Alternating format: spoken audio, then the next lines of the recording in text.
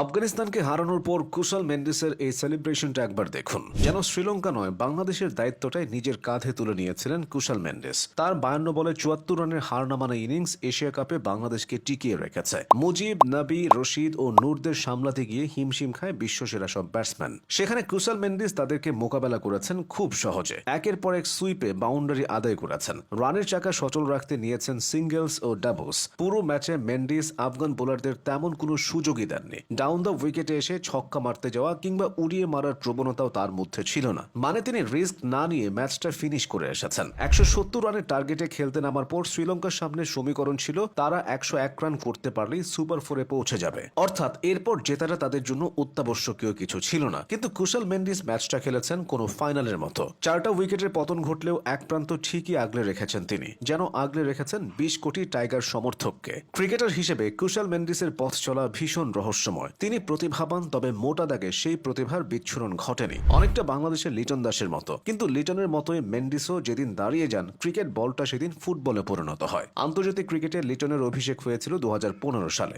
মেন্ডিসের অভিষেকটা হয়েছে একই বছর। শ্রীলঙ্কার সোনালী প্রজন্ম অর্থাৎ সাঙ্গাকারা ও জয়াবর্ধনেরা বিদায় নেয়ার পর তিনি জাতীয় দলে এসেছেন। কখনো সফল হয়েছেন, কখনো বা বাদ পড়েছেন। তবে ছন্দে থাকা কুশল মেন্ডিস বিশ্বের যে কোনো বোলিং লাইন আপকে শাসন করতে পারেন। 2022 সালে ভারত পাকিস্তানকে পেছনে ফেলে শ্রীলঙ্কা যে এশিয়া কাপের চ্যাম্পিয়ন হয়েছিল, তাতে গুরুত্বপূর্ণ অবদান রেখেছিলেন এই উইকেট কিপার ব্যাটার। সুপার 4-এ ভারতের বিপক্ষে খেলেছিলেন 37 বলে 57 রানের ম্যাচ জেতানো এক ইনিংস। 2017 চ্যাম্পিয়ন্স ট্রফির কথা মনে আছে? সেই টুর্নামেন্টেও আনকোরা শ্রীলঙ্কা হারিয়ে দিয়েছিল প্রতাপশালী ভারতকে, যেখানে সবচেয়ে বড় ভূমিকাটা পালন করেছিলেন মেন্ডিস। ভারতের দেয়া 322 রানের বিশাল টার্গেটও তার ব্যাটে ভর করে টপকে গিয়েছিল লঙ্কানরা। বুমরা, ভুবনেশ্বর,